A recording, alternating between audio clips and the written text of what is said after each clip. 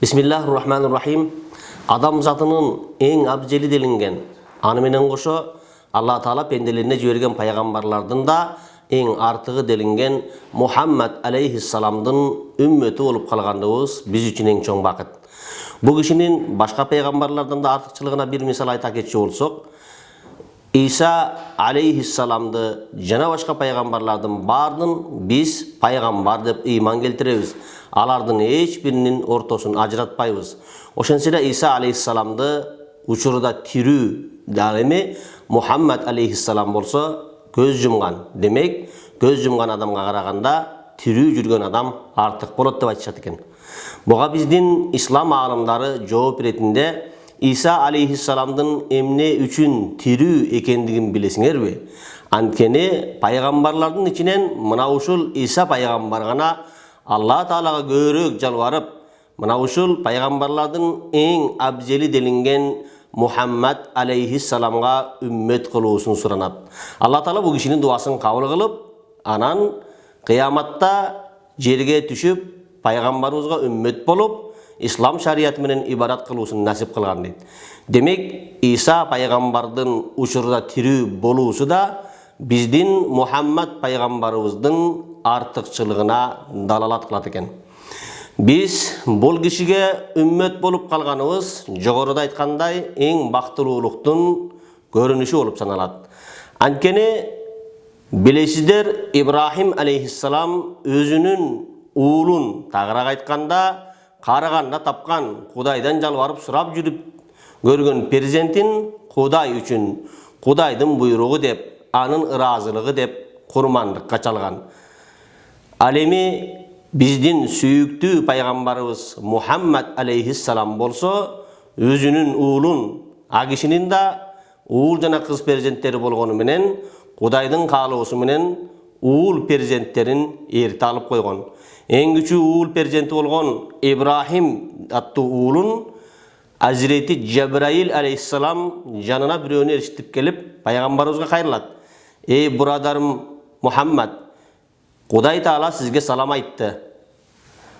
Алладан салам болсун, Аллага салам кайтат. Биз сиздин уулуңуз Ибрахимдин аманатын алганы келдик деди.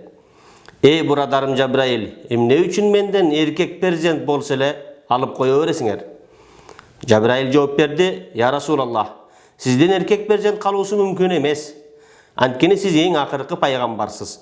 Эгерде сизден эркек перзент калчу болсо артыңыздан, анда үммөтүңүз аны да пайгамбар кылууга аракет жасайт. Натыйжада диниңизге доо кетет. Үммөтүңүз бөлүнүп, жарылып, жок болууга учурайт. Алла Таала сизге ыктыяр койду. Барып айткыла Мухаммадка. Ыктыярдуу, кааласа уулун десин, кааласа дини менен үммөтүн десин. Пайгамбар саллаллаху алейхи вассалам эч эле ойлонбой, мен диним менен үммөтүмдү тандаймын. Алгыла, менин баламдын аманатын алгыла деди. Демек, пайгамбарыбыз саллаллаху алейхи ва саллям сиз менен биз үчүн, сиз менен биздин биримдигибиз, сиз менен биздин келечегибиз, сиз менен биздин акыретибиз үчүн өзүнүн перзентин курмандыкка чалды. Андыктан биз бул кишини сүйүп, бул кишинин үгүттөрүн, бул кишинин насааттарын, осияттарын бекем карманып, болушунча жашообузда анын сүннөттөрүн жүзөгө ашырууга аракет жасашыбыз керек. Анын буйруктарынан бирөө, силер илимди Кытайдан болсо да барып үйрөнгүлө деп айтты. Мунун маанисин алымдарыбыз айтат, Кытайдан максат Кытайдын өзүнөн гана илим үйрөнүү эмес. Ошол учурда Араб жарым аралында Кытай деген мамлекетти, же болсо Кытай деген журтту эң алыс жайгашкан жердин бир четинде, ошондой бир алыс аймакта жайгашкан журт деп билгендиктен, мындан алыстык маанисин түшүнөт дейт.